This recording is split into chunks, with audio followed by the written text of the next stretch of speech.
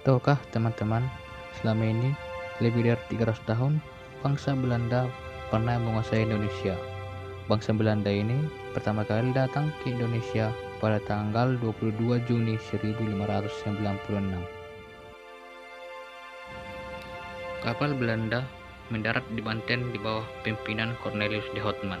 Awalnya, Belanda disambut ramah oleh Sultan Banten. Namun, hal itu tidak berlangsung lama. Bangsa Belanda berubah menjadi serakah dan kasar. Selama sikap itu membuat mereka dimusuhi dan diusir dari Banten. Setelah Sultan Banten mengusir Belanda, terjadilah perang antara kapal Banten dengan kapal Belanda. Dengan politik divide et impera, Belanda berhasil mengadu domba kerajaan-kerajaan yang ada di Nusantara. Penjajahan Belanda. Penjajahan Belanda di Indonesia terjadi melalui kerja paksa, penarikan pajak, serta tanam paksa yang sangat merugikan rakyat. Rakyat menderita karena dipaksa bekerja keras untuk kepentingan Belanda. Sistem tanam paksa.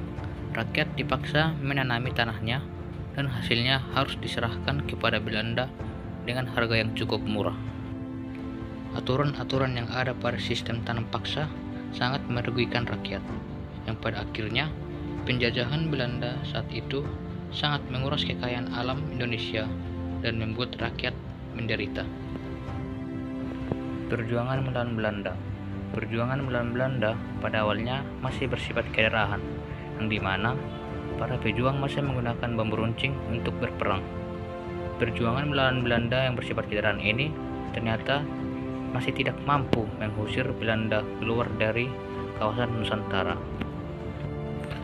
Ada beberapa tokoh para pejuang yang memimpin perjuangan di beberapa daerah di Indonesia. Contohnya seperti yang pertama, Sultan Hasanuddin memimpin perjuangan melawan Belanda di daerah Makassar. VOC berusaha keras untuk dapat mengendalikan Goa dan menguasai pelabuhan Sombu Opu serta menerapkan monopoli perdagangan. Pemimpin perlawanan yaitu Raja Goa, Sultan Hasanuddin, dari tahun 1653 sampai tahun 1669. Sultan Hasanuddin yang dikenal dengan julukan Ayam Jantan dari Timur menentang ambisi VOC yang memaksa monopoli di Goa. Dalam menghadapi perlawanan rakyat Makassar, VOC melakukan politik divide et impera, yaitu VOC menjalin hubungan dengan seorang pangeran Bugis dari Bon yang bernama Arupalaka. Pada tanggal 7 Juli 1667, meletuslah Perang Goa. VOC dipimpin oleh Cornelius Jans Jones Spelman yang diperkuat oleh pengikut Arupalaka. VOC berhasil mendesak pasukan Hasanuddin. Benteng pertahanan tentara Goa di Barombang dapat diduduki oleh pasukan Arupalaka. Hal ini menandai kemenangan pihak VOC atas kerajaan Goa. Hasanuddin kemudian dipaksa untuk menandatangani perjanjian Bongaya pada tanggal 18 November 1667. Isi dari perjanjian Bongaya adalah: yang pertama, Goa harus mengakui hak monopoli VOC. Kedua, semua orang barat kecuali Belanda harus meninggalkan wilayah Goa. Dan yang ketiga, Goa harus membayar biaya perang.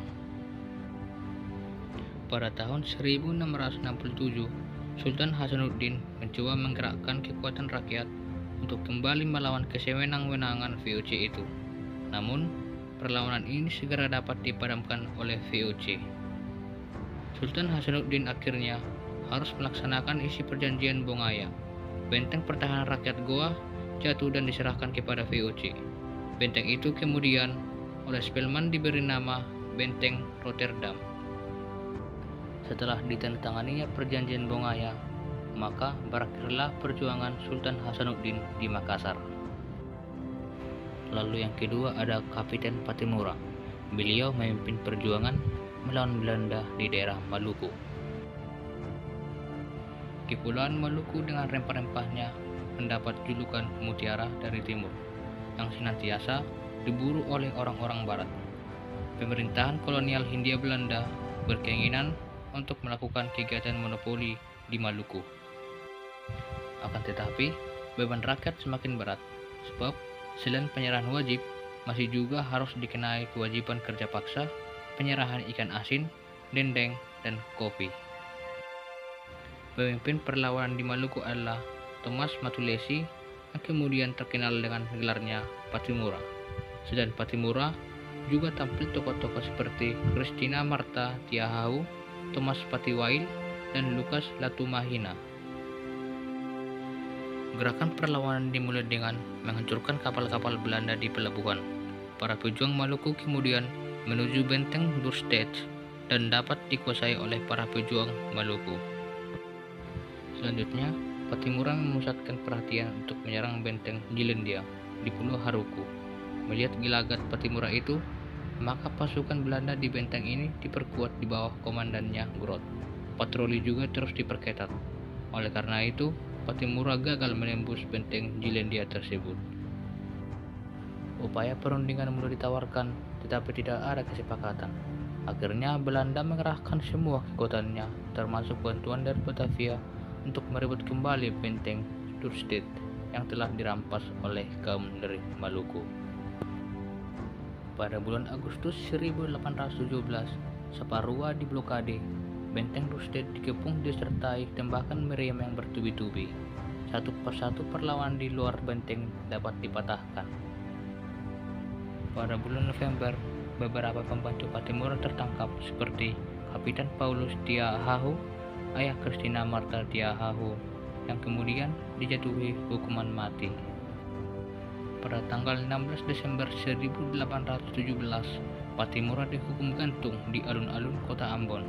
Christina Marta Tiahahu yang berusaha melanjutkan perang gerilya akhirnya juga tertangkap.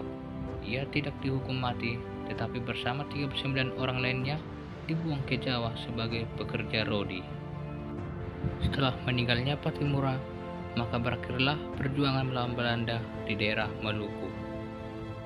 Dan yang terakhir ada Sisingamangaraja yang ke-12.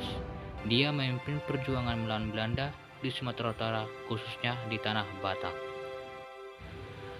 Setelah Perang Padri berakhir, Belanda terus meluaskan daerah pengaruhnya di kawasan Tanah Batak, yang dimana Belanda mulai memasuki Tanah Batak seperti daerah Mandailing, Angkola, Padang Lawas, Spirok, bahkan sampai di kawasan Tapanuli. Hal ini merupakan ancaman serius bagi kekuasaan Raja Batak, yaitu Sisingamangaraja yang ke-12. Masuknya Belanda ke Tanah Batak ini juga disertai dengan penyebaran agama Kristen di kawasan tersebut. Penyebaran agama Kristen ini ditentang oleh Sisingamangaraja yang ke-12. Karena dikhawatirkan perkembangan agama Kristen itu akan menghilangkan tatanan tradisional dan bentuk kesatuan negeri yang telah ada secara turun-temurun. Untuk menghalangi proses kristenisasi ini, pada tahun 1877, Raja Sisingamangaraja ke-12 berkampanye keliling ke daerah-daerah untuk menghimbau agar masyarakat mengusir para jending yang memaksakan agama Kristen kepada penduduk. Pada tahun 1878, Raja Sisingamangaraja ke-12 angkat senjata memimpin rakyat Batak untuk melawan Belanda. Pertempuran pertama terjadi di Bahal Batu. Sisingamangaraja ke-12 dengan pasukannya berusaha memberikan perlawanan sekuat tenaga mereka. Akan tetapi, nampaknya kekuatan pasukan Batak tidak seimbang dengan kekuatan tentara Belanda, sehingga pasukan Sisingamangaraja ini harus ditarik mundur. Perang Batak ini semakin meluas ke daerah-daerah lainnya. Seperti Belanda mulai bergerak ke Bakara yang merupakan benteng dan istana kerajaan Sisingamangaraja. Dengan jumlah pasukan yang cukup besar, Belanda mulai mengepung Bakara. Akhirnya, benteng dan istana Bakara dapat diduduki oleh Belanda. Sisingamangaraja dan sisa pasukannya berhasil meloloskan diri dan menyingkir ke daerah Paranginan di bagian selatan Danau Toba, lantas ke Lintung, Tambunan, Laguboti, dan terus ke Baliki. Dengan kekuatan pasukannya, Belanda dapat menguasai tempat-tempat itu semua, sehingga semua daerah di sekitaran Danau Toba sudah dikuasai oleh Belanda. Pada tanggal 17 Juni 1907, pasukan Belanda dikerahkan untuk menangkap Sisingamangaraja ke-12 di pos pertahanannya di Aik Sebulbulon di daerah Dairi. Dalam keadaan terdesak, Sisingamangaraja ke-12 dengan putra-putranya tetap bertahan dan melakukan perlawanan sekuat tenaga mereka. Tetapi dalam pertempuran itu Sisingamangaraja ke-12 tertembak dan mati. Dengan demikian berakhirlah Perang Batak.